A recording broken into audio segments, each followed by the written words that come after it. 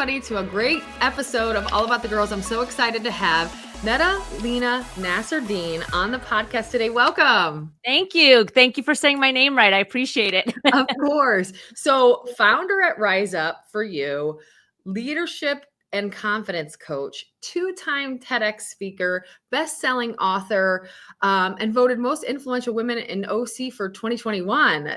Yeah, congrats on all of this. You are an incredible woman in our region or in our world. Yeah, thank you so much. I appreciate it. It's been quite a journey, very humbling. I'm very honored to, even when you say that, I'm like, who is that person? So thank you. I understand that feeling completely. So for those that don't know much about you or have not been introduced to you yet, which probably is very few people, tell me just a bit about yourself. Yeah. So as mentioned, I'm the CEO and the founder of Rise Up for You. I was born in the U.S., Middle Eastern Lebanese family, all boys in the family, and learned very, very quickly how to stand out beyond just like the technical aspects of things. So the first career I ever had was being a performer. I really became obsessed with like music and singing and dancing. So I went to college for Broadway for musical theater, vocal performance, stage performance, very uncommon for a Lebanese family. My dad wanted me to be a doctor and I just really wanted to sing. So the first career I did musical theater, I toured the world internationally, and I realized very quickly from that career that what I really loved doing was making an impact and connecting with people in the audience from an empowering emotional standpoint. And so from there, I became an executive for an education corporation, fell in love with education and just passing on knowledge, seeking knowledge myself, also passing it on to others. And in the evening, I became a professor for a community college in California. Wow. I feel like you must be sprinting most times of the day. Yeah, but it's good.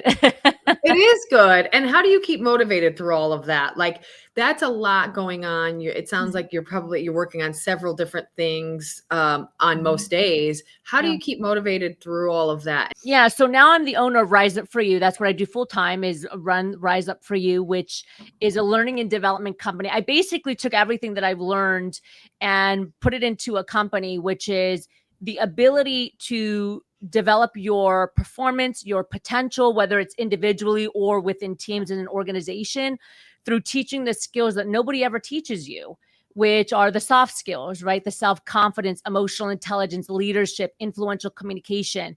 Those make up 80% of your success. And so that is the company that I built with the team today. And, there's no glorious answer, I would say, of to what keeps me motivated. I am just obsessed with helping people become the best version of themselves and helping people push their potential. I'm obsessed with doing it for myself. And I'm also obsessed with helping other people get there. Like, I love seeing people win and feel great about their life. And that is really important for me. And of course, I've gone through my own personal journey that has created that motivation as well. But yeah, that's why I do it. Well said. Let's dive into that a little bit. Colleagues and friends of mine and I talk often about those soft skills. I think it's something that is becoming less common. You're right. It's never taught. And I think because of that, right, we lose some of those in our community sometimes. How did you come to this? How did you create Rise Up for You? And what made you want to do it with all of those in mind? Was it just I'm strong in these areas and we see the importance of that? Is that really what the base of Rise Up for You was built on? Yeah, so it came in phases. So in every career that I've ever been in, whether I was performing, nonprofit, corporate, it didn't matter. There was always a common denominator. And that was individuals and organizations were capping their success and their potential. So whether it was a company or whether it was a person, there was always a ceiling that they hit, right? Yeah. But the ceiling wasn't technical. It wasn't like, oh, we're not good at what we're doing or that we're not strong from a talent perspective. It was always people oriented. So lack of self-confidence, poor leadership within organizations, the inability to communicate effectively, a lot of self-doubt for individuals. They got in their own way, perfectionist mindset, imposter syndrome. Organizations that struggled with leaders that understood how to communicate, that were emotionally intelligent, that struggled with influence. And so all of the biggest hurdles and the roadblocks were all soft skills. And so, I mean, when I was an executive, I had team members that I were leading that had multiple PhDs, 2 PhDs, 3 PhDs, and yet they still struggled with success, not only professionally, but personally. But they were the sharpest people in the company, super smart, super intelligent. But the thing that was impacting them were the skills that, again, we think are common sense that are just not. And so that's really where my obsession around, like, what does it mean to be successful came from, and what are the skills that make that happen? That's where I started to recognize that, like, we have a gap here. And at the same time, I saw it at the college. Every year, more and more freshmen would come in, and they would rather take an F than ask a question. They didn't want to look stupid in front of their friends. Wow. Year after year, they struggled with anxiety and depression and coping skills and self-management. And in my brain, I'm thinking, okay, well, this is the next generation in the workforce. So it's going to be this cyclical pattern unless we stop it. And so that's really where this all came from. But at that point, it was just a thought for me. And the only way I knew how to contribute was just through being the leader as an executive. And at the college, I went to the college and said, we need a soft skills course. And I created the content and built it. And then I went through my own journey. I was making an amazing 6 figures. I was an executive living my best life. I decided to move out of the country, resign from everything for an opportunity called love.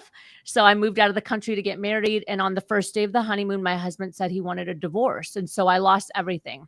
Wow. So I went from 6-figure executive to $100 in my account, came back to California, bawling, crying, completely shocked by what just happened. I was basically crippled. I had no idea what I just experienced. I was still in shock. And my father came to me in my dream. My father passed away when I was 27. And he said, Netta, everything you need is already inside of you. You just have to rise up for you. And I came back to California, and all I can hear in my head was rise up for you.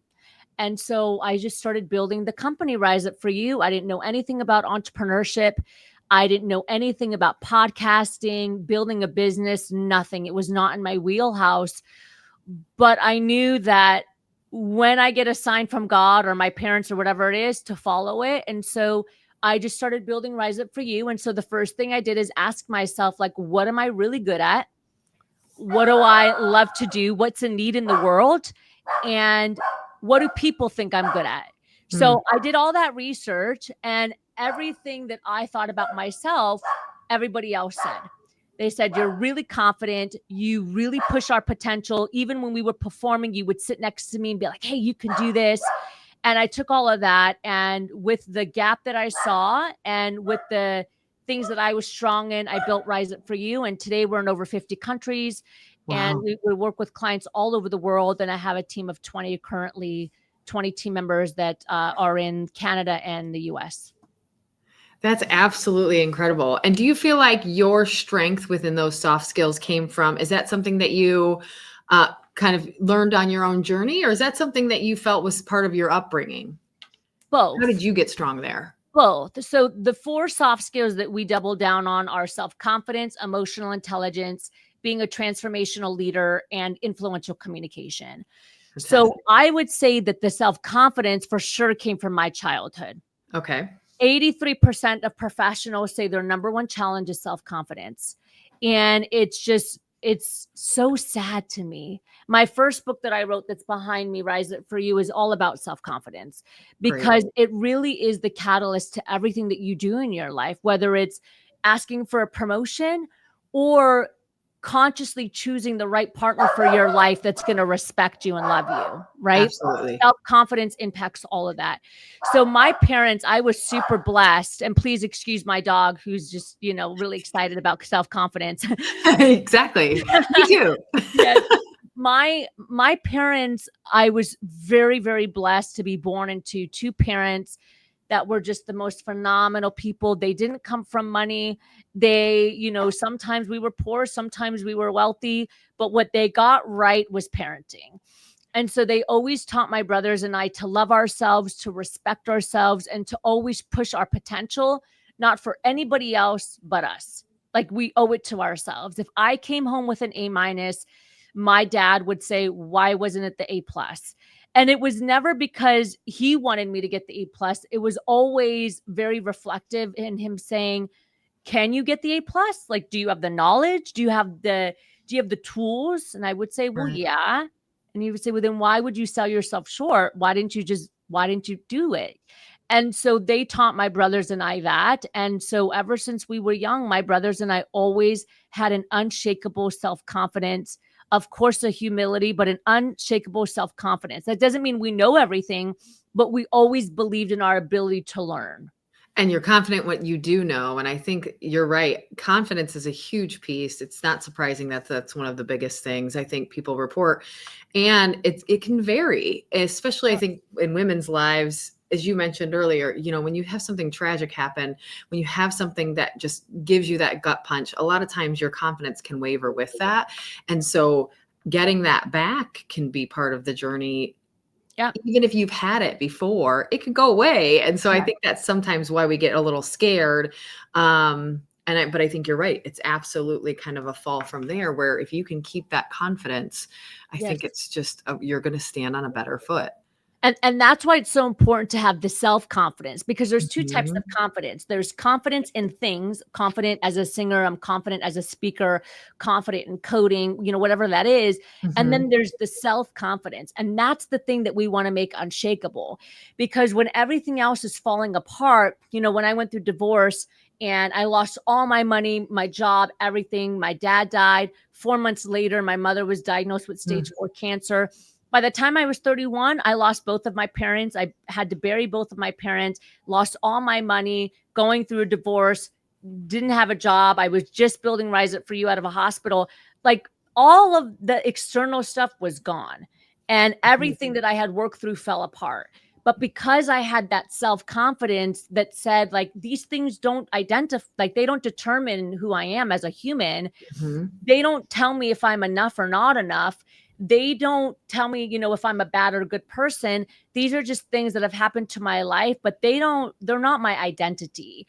And so when you have that self-confidence and you believe in your ability to learn and to grow, and that you believe that you are enough, period, you can rebuild. And that is exactly what I did. I was like, all right, like, I'm at the very, very bottom, but I'm still a great woman. I'm a loving person.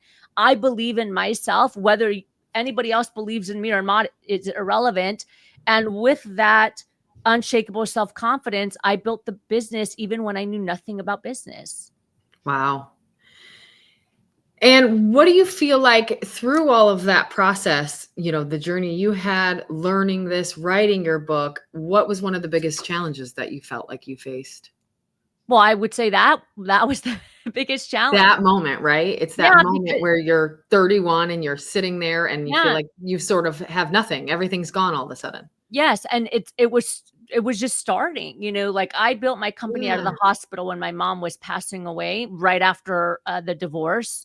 And I would sit in the hospital, I would take showers at the 24-hour fitness, and I would come back to the hospital, open up my laptop. How do you build a business? What do people need in the world? Who's Tony Robbins? I didn't know any of that stuff. Mm. And that was really the hardest part. And so now when people ask me what's the hardest part, it's like, well, everything else seems pretty small compared to that.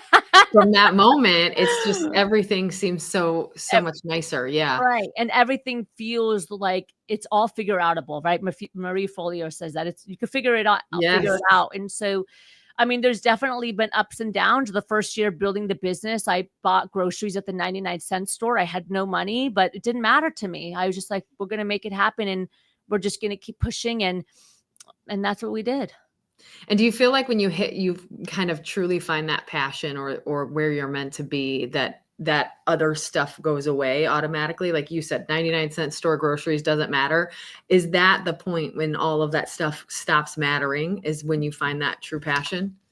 I think so, and I don't even know if it's a passion or if it's an obsession for me. Yeah, a calling almost. Yeah. Yeah, it's a calling, it's an obsession. It's, whether we make $5 or whether we make a half $500,000, a month, it's doesn't matter. It's, this is what we're gonna do, and we're gonna stick with it because we believe in it. And I think that so many times people have belief in them, Mhm. but they don't follow the belief, or they don't trust the belief because of all of the chatter that goes on in their mind. And I think people would be a lot more happier, and they would be able to reach their potential if they just went with what they feel in the inside, from a belief standpoint, from a purpose standpoint, from a passion standpoint, and they didn't filter out their dreams with self-doubt. So many people have these dreams, but it's through a lens of doubt. And so Mm. then they kind of push their dreams aside, and then end up just being, robots that do day to day whatever feels okay for them, and they never really push themselves out of that space. And my whole thing is, you know, what kind of life do you want to live? And no day is guaranteed. So if you Right. went to bed tonight and you didn't wake up tomorrow, would you be proud of the life that you build? And would you really feel empowered and excited about what you've done? And if the answer is no, then we need to make some shifts as fast as possible. Well said. And tell me a little bit about how, this works now. You've built kind of all of this information. If I were to say exactly that, say my answer is no, I wouldn't feel confident. What do I do? Do I contact you? Do I buy your book? Is there courses to take? Tell me the layout and how that works. Yeah. So our company serves two demographics: B2B, business to business, and then B2C, business to the individual. So about 70% of our clients that we work with are companies, and they want to reduce employee turnover, right? They want to increase the engagement. They Yeah. want their team to be higher performers and more productive so that they can make an impact, right? Because every company is built to provide a service or make an impact. Yeah. And it's all contingent upon your people. So if your people don't know how to communicate, are struggling with self-confidence, lack emotional and social intelligence, then it doesn't matter how amazing your product or your service is, it's going to be capped by your people, right? Absolutely. So Absolutely. we work with companies. We do the training. We do leadership coaching, executive coaching, emotional intelligence training, influential communication training. Some of our clients work with us for 3 to 5 years. We build their entire leadership academy. Okay. Now, if you're an individual, you would come to us for one-to-one coaching. Okay. Or the thing that I think is the greatest asset that we've built is our Rise Up For You Success Academy. And it's a community online. It's an academy with hundreds of videos on demand on the very skills that we just talked about. It's assessments. You can go on there and take your assessments on in self-confidence, how you communicate leadership. It whips out a 30-page PDF within a couple of seconds. There's free coaching in there. There's free monthly coaching in there. So it's very engaging and dynamic. And that's for the individual that wants to grow, that wants to push their potential, but they don't know how. And to be honest with you, a book is not enough, Okay. because Yeah. most individuals will not create growth and transformation with passive learning. Passive learning being that they, read a book or they watch a YouTube video. Kind of consume. Yeah. Yeah, that's why 92% of individuals fail to accomplish the goals that they write down for themselves. Only 8% do it, because Wow. only 8% of the population are like really driven from the inside, that they can read a book and execute. Most people can't. And so the coaching is the most transformational thing that we have for individuals, where they come to us and then one of our coaches works with them very, very closely, one-to-one, giving them strategies, real tools that they can use that create amazing growth. We have a 95% repeat client rate, Wow. but it's because, again, we're obsessed. And so we have really worked through all of the models to make sure that you get success. If a client's like, I didn't get results, that's the worst thing for us, Yeah. right? You And probably hate that, of course. yeah, and thankfully we really don't have a lot. I think maybe once every 2 years there'll be somebody that doesn't, but for the most part, like we are really hungry to helping people be their best, and we know how to make it happen. Well said. And tell me a little bit about your support system. Who are those folks that stand behind you as you grow this company, and how do they kind of help you achieve all of your goals? Yeah, well, the first is the team. The team's awesome. Like I said, I have 20 team members, Yeah, that's great. and I mean, they do a lot of the work today. 90% of the coaching and training is done by them. That's Uh, great. yeah, Wonderful. I only do a small portion today, so they're really a big catalyst behind the continued growth of Rise Up For You.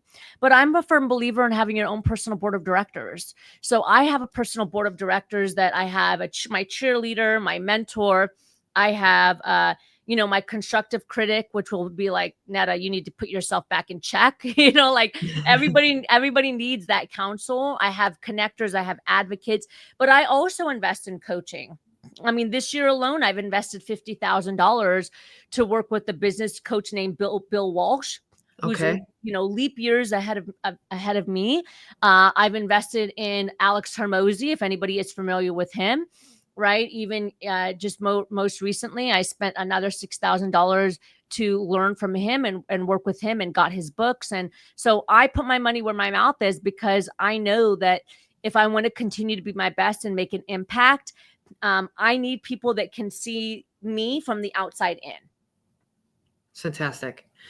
And how do you think you can maintain your sense of self while juggling so many different things? You're a leader of a company, you're building the company, you're getting your own mentorship along the way and continued training and all of these things.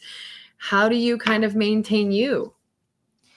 Yeah, I think that I know it's going to sound cliche, but you've got to date yourself and build the relationship with yourself, just like you do with your coworkers, your husband, your kids, whatever it is. The best relationship I have in my life is with me. Well said. And I think number one, I don't even think it sounds cliche. I think it's something we probably don't talk about enough. We You do don't. talk a ton, whether it be on this podcast, any podcast to your friends and family, or just outward conversations about your relationships in your life, whether that be your spouse, your significant other, your family, and how important those roles are, or having that mentor or that cheerleader. And I think those are all absolutely the case. They're very important and that's very true. Yeah. But the relationship with ourselves is something that I think you're right. Maybe it's a quote or things we say, but it's not something we work on often. So I Yeah. love that you brought that up. Tell me what that looks like for you. I would love to know a little bit, because I think we don't do that enough. It's probably because most of us, it's maybe a little uncomfortable, or we're out of practice, or we don't even necessarily know what it means. What does that mean to you? Well, the first thing is that I have intentional time with myself every single day, every day. So when I wake up in the morning, the first thing I do is I pray. I spend time with myself. I think about like what I want to achieve in the day. I work out, I spend time like taking care of my body. And then Absolutely. of course I do like the other things like getting massages and that kind of thing, but it's more about like you spending time with yourself mentally and like taking care of yourself and loving yourself from a mindset perspective as well. So every day I spend time with myself, by myself. It's a non-negotiable. I take care of my body health wise.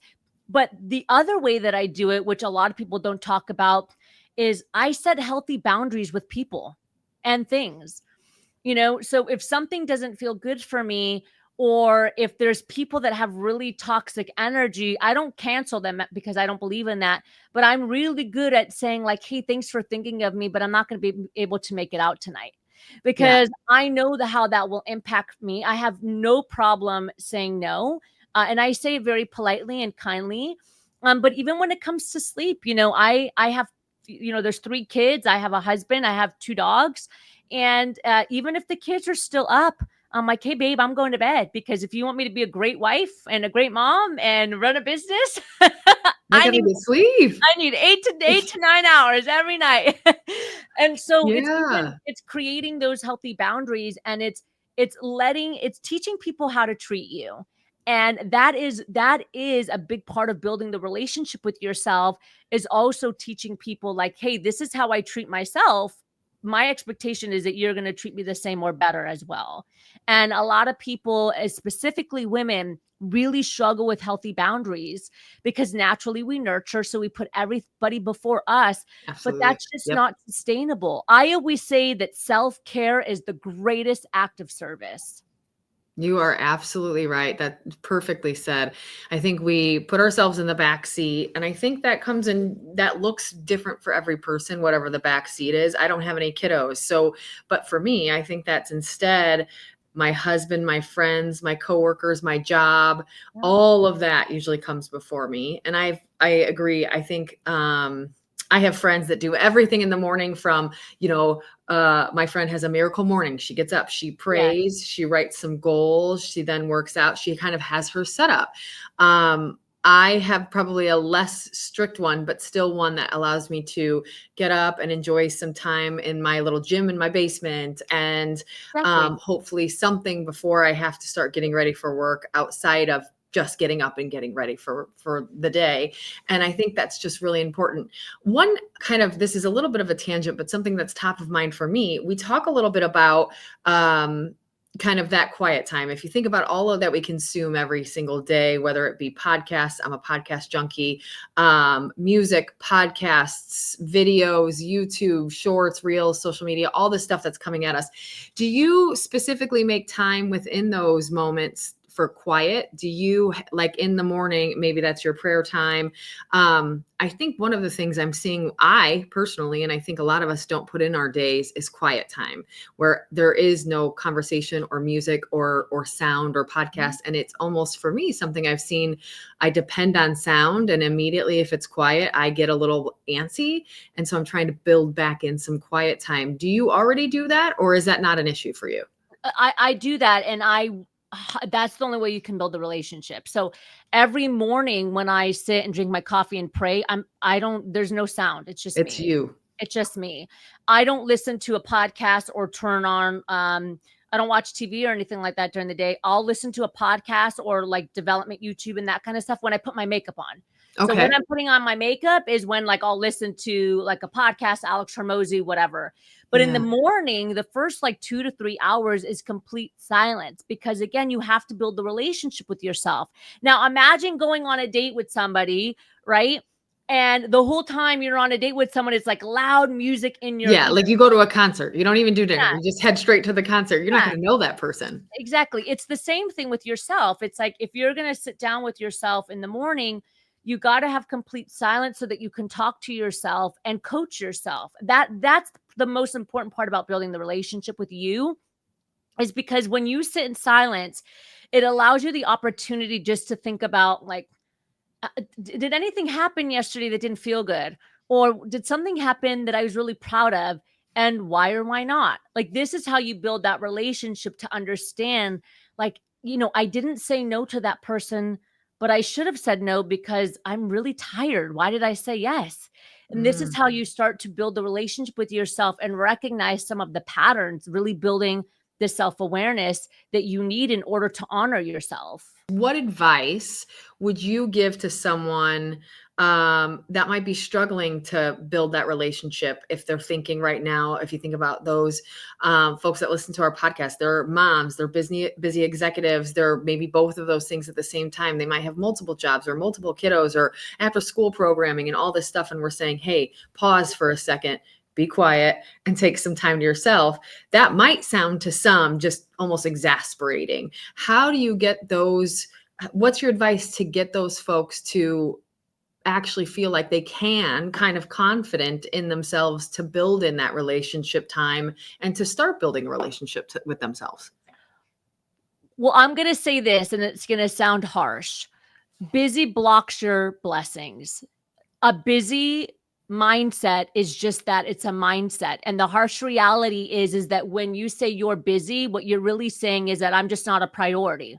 I'm not a Yeah. priority. And that's the truth because I don't know anybody. I don't know one person that's not busy.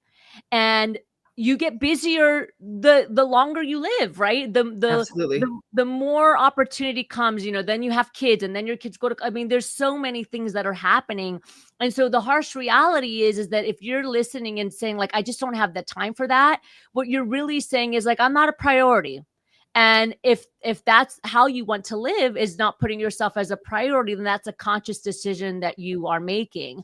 But I think that that is a mindset that people have to start really switching because at the end of the day, the most successful people in the world have a lot on their plate. They're running billion-dollar businesses. They're married. They Yep. have kids. They're traveling all over the world, speaking on stages, and they make time for themselves because they have made it a non-negotiable. We build in non-negotiables all the time. It's just usually for other people and not Right. ourselves. I think especially as women, we are always, as you said, we're nurturers and we really try to kind of work for everyone else. And I think that's when we oftentimes get kind of put ourselves in the back burner. Yeah. And then we just sit there forever and we never bring that back to the forefront. So I like that a ton. And tell me a little bit about how you manage or kind of maybe balance your own relationship with yourself while kind of really being very successful in your career and your family life. And how do you ensure that there's, and obviously we always talk, it doesn't have to be 30-30-30 or 50-50 in any manner, Yeah. but how do you find the proper balance that works well for you? This right here. The planner is Yep. so important. Yeah, so I do this every like Friday, Saturday, or Sunday. It just depends, when I do it. But every weekend, I will plan the following week for myself. Yep. And here's the kicker though. I plan the following week in all aspects of my life. So I don't Okay. just plan business.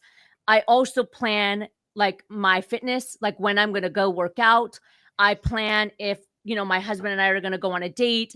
We plan kids stuff and it's all in my calendar. So even if you look right here, if anybody's watching, you'll see at the very top, it says hot hit. So I even put in my calendar that I'm going to go do hot fitness. Like that's my workout in the morning at 6 a.m. And then underneath it, it has like the things that I'm going to get down for a business. So when I plan my week, I don't only plan business stuff. I also plan when I'm going to work out. I also plan like if I'm going to go out with my girlfriends or if I'm going to go on a date with my husband, and I put it all in the calendar, and then it's a non-negotiable. And the other thing that I do is, again, I go back to those boundaries. My team and my clients, they don't text or call me before 9 a.m. and they don't text or call me after 5 p.m. unless it's an absolute emergency. And I have put that boundary in place with all of the clients, even before they sign up to coach with me. Just so you know, here are my hours. And I do the same thing with my team. That's fantastic. And it's probably easier said than done, but I think your advice is really just you have to be strict about it. It's that non-negotiable sense, correct? Yeah. Yeah. Well, again, you have to teach people how to treat you. So if I tell my team, don't call me after 5 unless it's an emergency, then they don't. But you know what it Yes. also does? It gives them permission to also spend time with their family and take time for themselves. Because if I'm off the board and I'm like, hey, unless it's an absolute emergency, which happens very rarely in our industry, right? We're personal and professional development, we're not curing Right. cancer. Then that allows them to know, like, I'm not working for the rest of the day. I'm with my family. I'm cooking. I make dinner every single day for the family. That gives them permission to be like, well, okay, well, maybe I can spend time with my family too, because When I'm Neta's off. not, yeah, Yeah. yeah. And so, again, I think it's really important to set those boundaries and to teach people how to treat you. And that's exactly what I do. Well said. That's fantastic. And have you, through this process and rebuilding, probably post that kind of divorce, feeling like you've lost everything to now, what were some moments of doubt or burnout that you maybe faced along the way? Um, Doubt or burnout. I haven't had burnout because I Because love, probably because you create that yeah, balance for yourself. yeah, I create the balance. Well, I wouldn't even say balance. I just nurture all the areas that need to be nurtured because sometimes things are off balance. Um, Absolutely. but I still nurture, myself and my family. And when it comes to doubt, I honestly don't, I can't tell you anything that just comes off, the top of my head, That's great. other than maybe like economically, like, okay, what's going to happen with the business this year from an industry standpoint. But I typically don't have doubt in myself because if it'll kill me, it'll kill any vision that you have to constantly doubt yourself. Now, that doesn't mean I don't have negative thoughts, because there's a I difference, was just gonna ask. So I love that you already headed in this right? direction. I mean, I have negative. It's so natural for you to have negative thought. Every single human has negative thoughts. 80% of our thoughts are negative, according to neuroscientists, right? That's crazy. But I don't take action based off of that negativity. My behaviors don't fluctuate based off of that negativity. If I hear a negative thought or if I have a negative mindset, then I'm very quick to be like, shh, Netta, like, okay, You're having a negative thought, fine, but you're still going to take action, whether you're scared or not, whether you think it's going to fall apart or not, you got to move forward. So I'm Mm. constantly coaching myself through the negativity. Everybody has negative thoughts. That's totally normal. The most successful people are the ones that know how to manage it so that it doesn't sabotage their behaviors moving forward. Yes, absolutely fantastic. I think that's it's not an easy thing to do, but it's a very impactful thing to do. Is almost, I have a kind of, I struggle with this a lot, is I just get in my own head. As you said earlier, sometimes we get in our own way. And so I literally have like a visual mental kind of thing I do is, if something negative's in my brain, I just literally kind of mentally pluck it out of my brain and toss it. And that kind of helps me get it out of my brain and move forward versus it kind of sitting and stewing. And I think that has helped me a ton. Just literally, this is a 6-month-old practice, but it helps me kind of take that piece and put it away. Like, no, we're not even going down that path. And if I kind of think about that and kind of visualize plucking it out of my brain and tossing it, I think that just helps me turn it off. But we need to turn it off because it is something where, we're no longer running from bears. We don't have to have the negative self-talk that kept us probably surviving for so long. That's right. How can we replace that with, kind of retrain our brains to think down a positive path more often? Yes, and the greatest thing you can do is talk to yourself out loud. Out loud. Okay. There's a lot of times where I have negative thoughts, and then I'll be like, "Okay, Netta, are you done? Like the monkey chatter and the peanut gallery, are you done with the negativity? Because we got things to do. Like we have impact to make." I mean, it's the same thing I would say if I was sitting like with my husband or my brothers. If they're like constantly being negative, at some point I'm like, "Dude, are you done being negative? Like, what do you?" I have the same conversation with myself out loud. I'm like, okay, you got it out. You were negative. Now what? Like, do we want to take action and do positive, or are we just going to sit here and continue? So I constantly talk to myself, and I think it's very, very helpful and beneficial so that you, again, it helps you realize that it's just a thought. They're just thoughts. Yep. Right. Absolutely. And we don't have to listen. That's right. Your thoughts don't have to control you. That's perfect. Absolutely perfect. So tell me a little bit about some tips that you would, if someone listening is just saying, I absolutely love this, I want to work on my soft skills. What are just a couple little tips or tricks that you would say, hey, just to kick it off, try a couple things to help you kind of improve in the next 10 minutes? Okay, so the first thing I would do is you need to assess yourself. Okay. So, for example, if you're listening right now, the top 4 soft skills that are going to be the game changer for your entire life, your team, your business, whoever you are, what you're thinking, I want you to ask yourself 1 through 10. Self-confidence, 1 through 10, what would you rate yourself? 10 being amazing, 1 being like a lot of challenges. You're negative, you put yourself down, you struggle with perfectionist mindset, feeling enough, imposter syndrome. Where are you 1 through 10? Number 2 is emotional and social intelligence. So are you self-aware? Do you know how to manage your emotions? Do you struggle with a lot of stress? Do you struggle with motivation? Are you an active listener? Are you empathetic towards people? Can you build positive relationships with people? Are you a leader? Do you know how to coach and mentor? Are you influential? That's all emotional intelligence, 1 through 10. Number 3 is transformational leadership.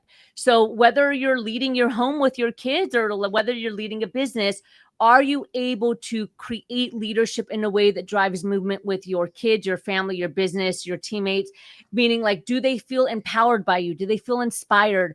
Can you see that your team or your kids feel transformed by what it is that you're leading and teaching them? And then the 4th one is influential communication. So when you communicate, can you cut the fluff? Can you trim the fat and get to the point? Are you able to communicate in a way where people feel inspired to take action?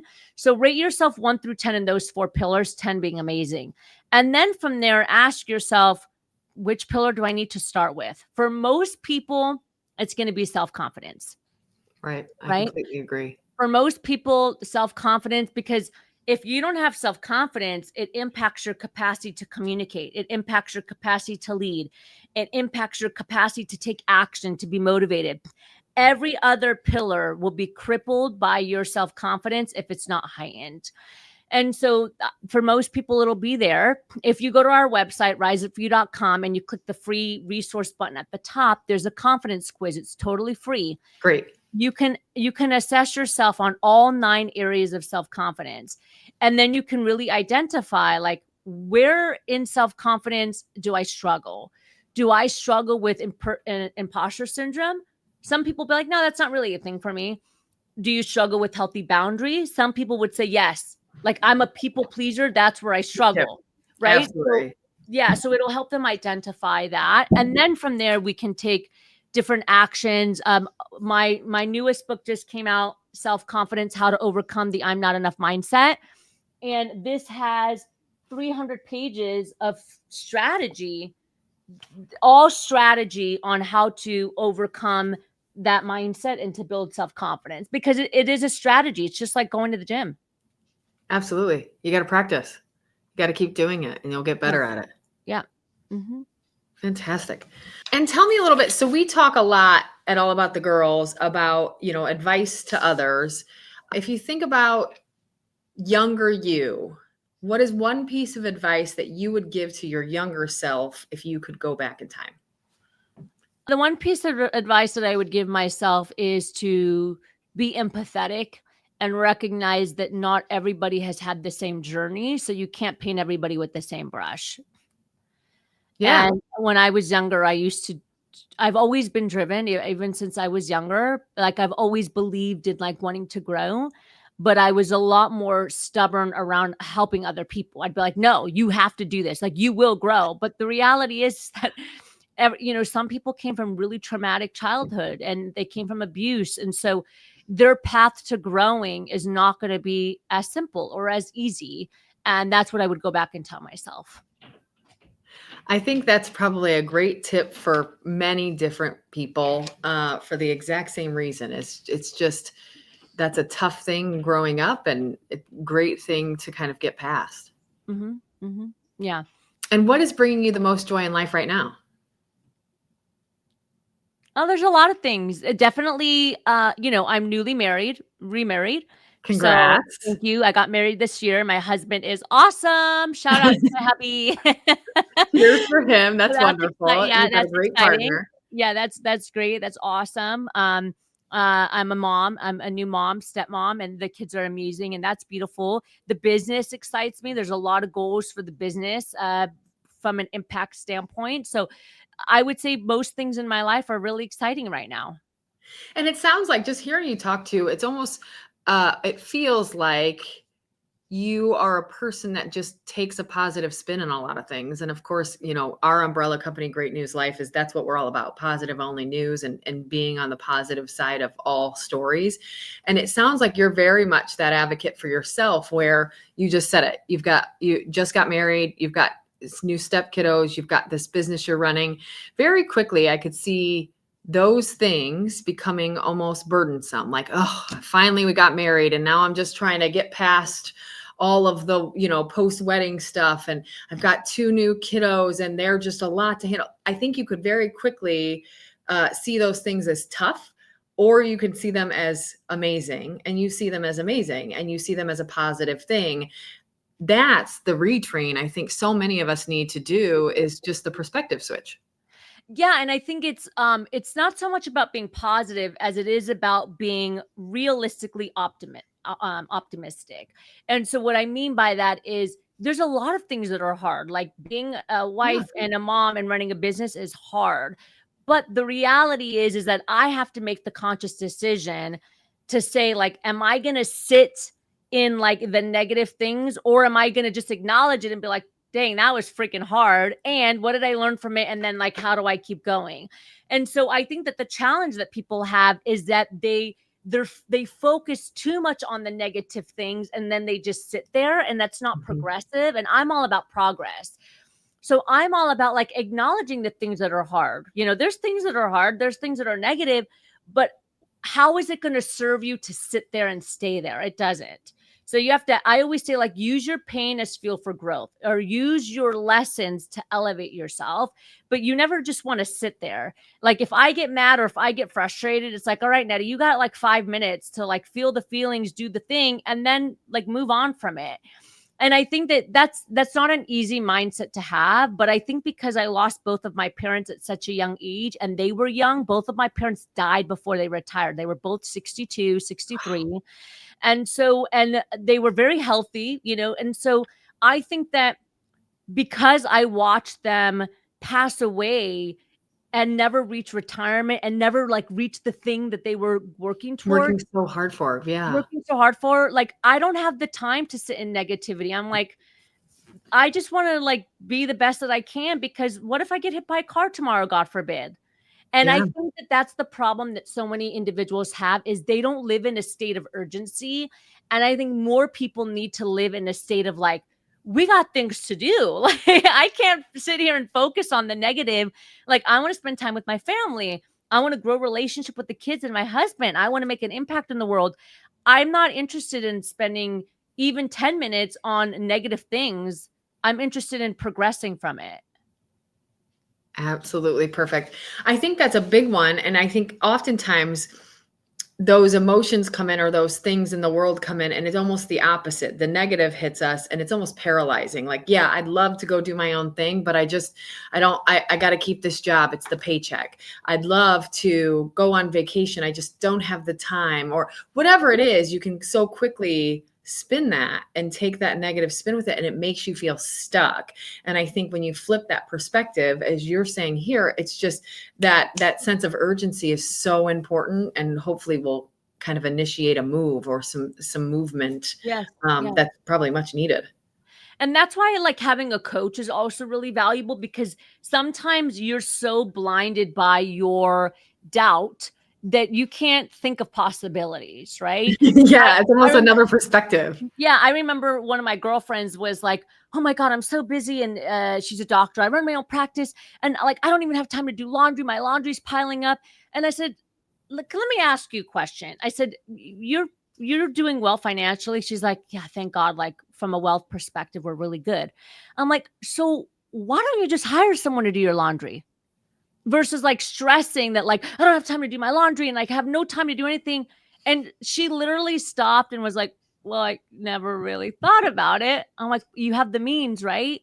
She's like, "Yeah." I'm like, "So instead of stressing and burning yourself out that you have to do your laundry and do your dishes, like, why don't you just hire a cleaner once a week? Like, thankfully you have the means to do it." She's like, "Oh my gosh." And that's just like a small example of where sometimes another person or a coach can give you this small idea that you're like, "Okay, I didn't think about it," but it's a game changer for your life and it can It is. really help you. Yeah, and it's so funny because our brains just sometimes don't hit that path. And Yeah. it's just someone else kind of seeing it from a full different perspective. And I think that you're right. Coach, mentor, whatever that looks like, the coach is just someone that can help you in so many ways. And that's a huge one, of just giving you a full different perspective. We've all seen it, where you're telling your bestie or you're talking to your boss about something and they go, "Well, what about this?" And it's just this thing, this option you never thought about. And once you have that, it's a great way to just go, "Oh, Yep. that's, you know." 100%. And if you think about all of this advice that you've given today, which I greatly appreciate, thank you so much. I'm very interested in learning more. What do you think is one step that you would love everyone listening to do? Is there one thing? Is that just find a coach, make sure you have a mentor, or is there something else that you would say, just do this one thing, go to our free assets, whatever that is? What would be your one piece of advice? I'll give you one that you can do by yourself, and then I'll give you one, you know, that obviously can provide more support. So Perfect. the first thing I would do is you got to get clear on what you want and why you want it. Okay, that's the first thing.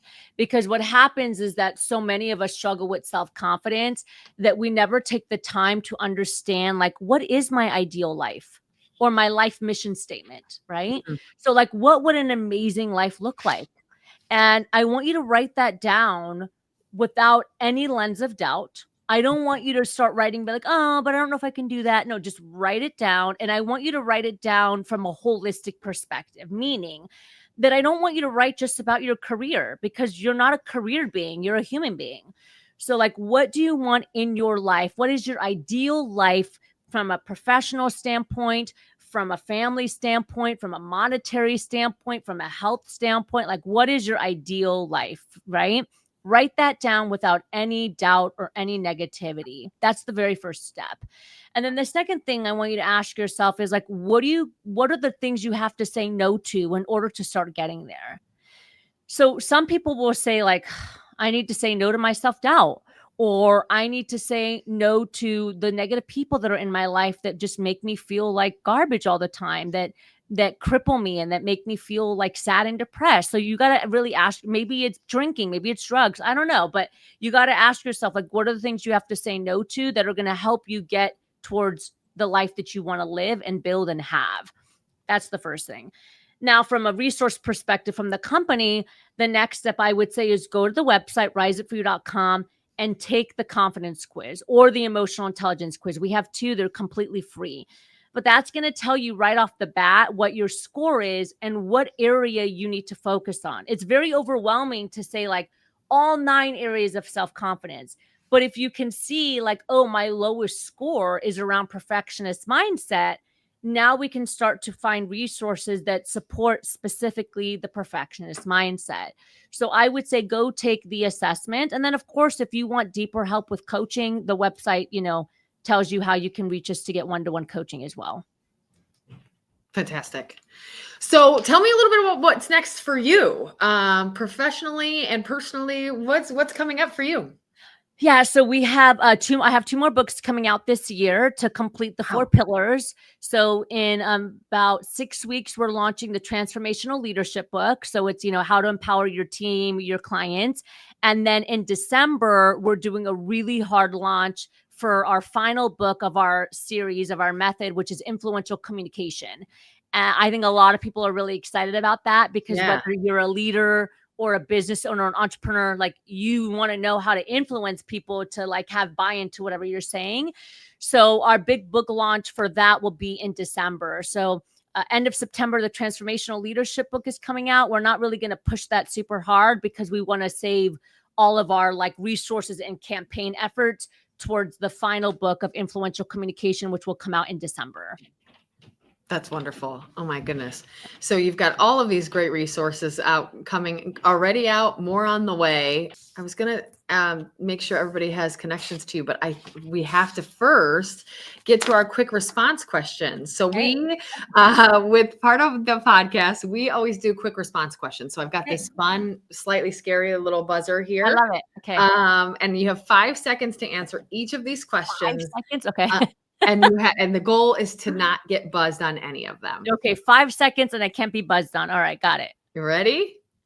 Okay. If you could eat one meal for the rest of your life, what meal would it be? Lebanese food. Any kind. Doesn't matter. Any kind's fine. Okay. Yeah. Fantastic. What's your spirit animal? Wolf. Good one. If you could swap lives with any fictional character, who would it be? Oh, fictional character. Oh my gosh, this was so hard. I feel under pressure. I don't know. Fictional character? Buzz me. You have to buzz me. Sorry. You buzzed. You got buzzed. That's okay. What's your favorite smell in the whole world? Lavender. Good one. Cats or dogs? Dogs for sure. What's your most used emoji? Smiley face. What is one talent you wish you had? Marketing. Ooh, good one. Yeah. Do you have a guilty pleasure TV show? Oh yeah. Anything reality that has to do with like real estate or Love is Blind, Selling Sunset. Yes, of course. All of that. Same. If you could instantly master any instrument, what would it be? I really like the guitar. The guitar. Coffee or tea? Coffee. If you could have dinner with any person living or dead, who would they be? My parents. What is the weirdest thing in your fridge right now? Turmeric lemon juice that I made from scratch. It's like lemons, ginger, turmeric. It's all mixed up. Oh yeah, that's a good one. Yeah. If you were a superhero, what would be your superpower? To be invisible. What is the last thing that you Googled? Oh, what was the last thing that I Googled? I don't know. I don't remember. And this is the last one. What is one word your best friend would use to describe you? Confident. Good. I thought that's what you were going to say your superpower would be, is confidence. But I don't know if that counts. Oh, Maybe like a it is. superpower that like I wanted in my life? Yeah, I you was don't, it like, doesn't have to be a oh, superpower that's already out there. It can be any oh, I superpower was like, you want. be invisible.